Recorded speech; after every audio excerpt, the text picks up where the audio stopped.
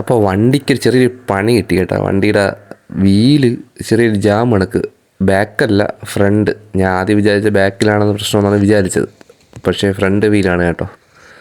അത് നല്ല ജാമായ രീതിയിലാണ് ഇരിക്കുന്നത്. പിന്നെ പക്ഷേ വണ്ടി ഓടിക്കുമ്പോൾ ഉരുളും, പക്ഷേ ബ്രേക്ക് പിടിച്ചൊരു ഫീലിലാണ് വണ്ടി പോണത്.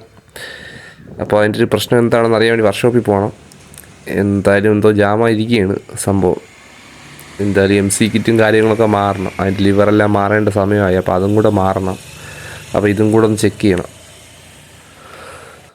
പിന്നെ MC കിറ്റും കൂടെ വാങ്ങിച്ചു കേട്ടോ. അപ്പം ഇതിനും ഒരു 300 രൂപ MRP അടിച്ചിട്ടുണ്ട്. അപ്പോൾ അതും വാങ്ങിച്ചു. പിന്നെ ഒരു ബ്രേക്കിൻ്റെ ലിവറും വാങ്ങിച്ചു. അങ്ങനെ എല്ലാം കൂടെ 490 രൂപയായി. പിന്നെ ഇതിൻ്റെ ഓയിൽ എൻ്റെ ഉണ്ടായിരുന്നു, ബ്രേക്ക് ഫ്ലൂയിഡ് എൻ്റെ ഉണ്ടായിരുന്നു. അങ്ങനെ ഒരു 50 രൂപയോളം ലാഭിച്ചു. അല്ലെങ്കിൽ ഇതും പൈസ കൊടുത്ത് വാങ്ങിക്കേണ്ടി വന്നിരുന്നു. പിന്നെ അതിൻ്റെ അകത്ത് ആ കാലിപ്പർ സെറ്റ്, അതിൻ്റെ പിസ്റ്റൺ ജാമായിരിക്കും, അതാണ് വീല് ലോക്കാവാൻ കാരണം കേട്ടോ. അങ്ങനെ ഇതും കൂടെ വാങ്ങിച്ചു. ഇത് 2000 രൂപയാണ് MRP, 1950 രൂപയ്ക്ക് കിട്ടി. വൈബ്രേറ്റ് തന്നെയാണ്, ഇത് തന്നെയാണ് FCയിലുള്ളത്. അപ്പം ഇതും കൂടെ വാങ്ങിച്ചു. ഇത് പക്ഷേ ഈ പണി പ്രതീക്ഷിച്ചില്ല കേട്ടോ. അങ്ങനെ സംഭവം ഇപ്പം നല്ല രസമുണ്ട് ഓടിക്കാൻ വേണ്ടി. ആ വീല് കറങ്ങുമ്പോഴേ, എത്രയും നേരം ജാമായിരുന്നിട്ട് പെട്ടെന്ന് വണ്ടി ഒന്ന് കറങ്ങുമ്പോൾ നമുക്ക് ഫീൽ ചെയ്യാൻ പറ്റും.